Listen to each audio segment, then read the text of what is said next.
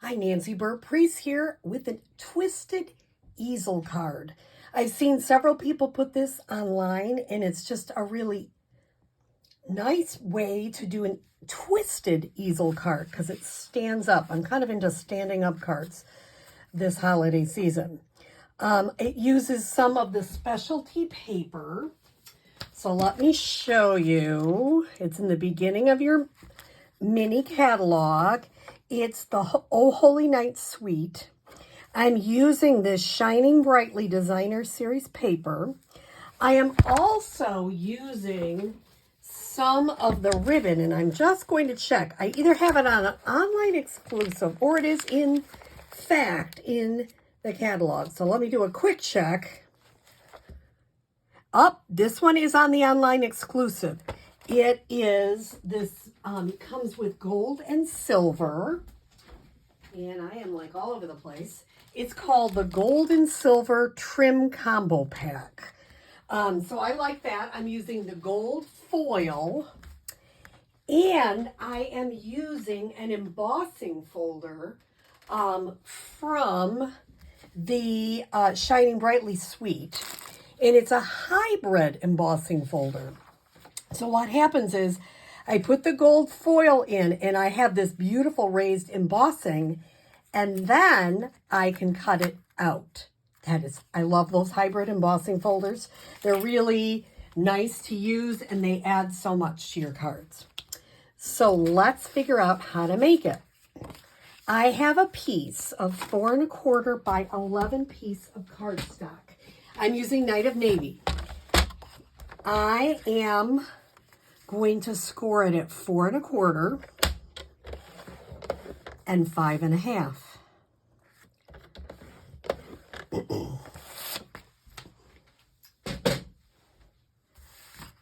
And oops, I got one more thing to do, and I put it down.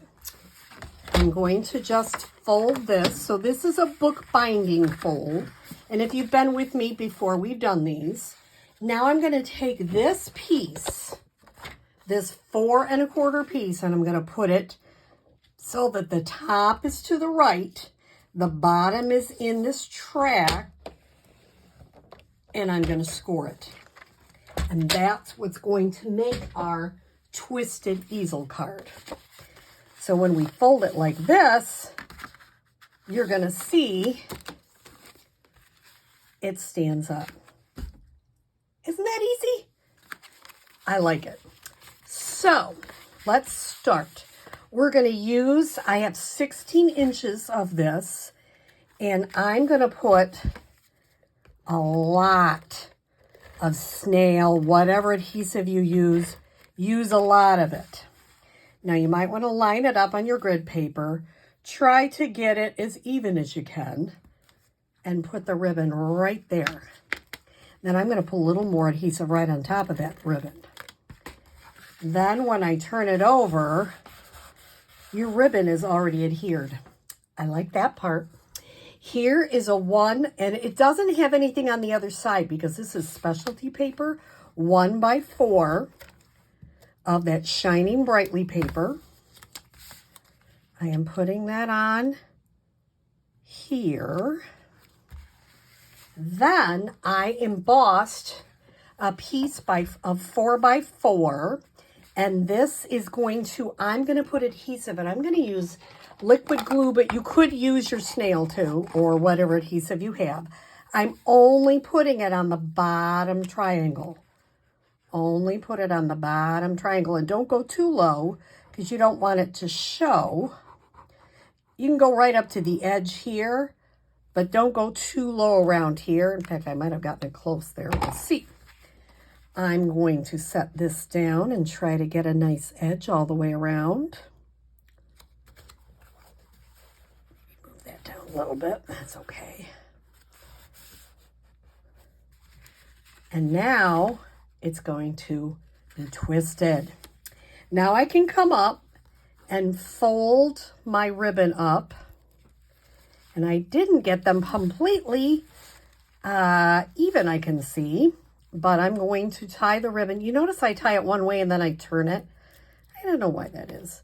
I can't seem to tie it any other way. Some people tie a really great bow. Mine are not always. And that one is really not always. So let me do it again. I'm going to tie it up. And there are all sorts of bow. If you look online, there's all sorts of bow makers. You know, if you're really into, I'm just kind of tying a knot. But if you want a beautiful bow, there are lots of tutorials out there on how to do it right. I am not doing it right. I am just doing it. And I just let go of it. Okay, let me get it tight again. It's so hard doing these things on camera sometimes. Okay. Let's see if I can do it one more time and get it a little bit tighter this time. I'm going to hope, well, I'm like all fumble fingers here. Sorry you're watching me like strain on this bow or this knot. Okay, we're going to call that pretty good. I'm going to trim the edges. Does it lay beautifully? Well, not 100%, but it's not terrible either. Okay.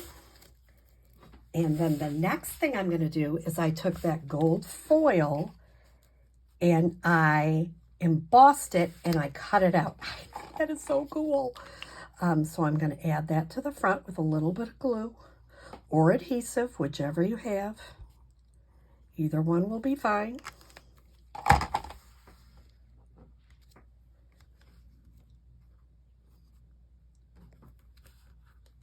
Isn't that a pretty front? I just think that's really pretty. Now I went ahead and pre-stamped the inside with that saying that comes from that stamp set, wishing you the best and brightest holiday season. This is a 4x4 piece of Very Vanilla.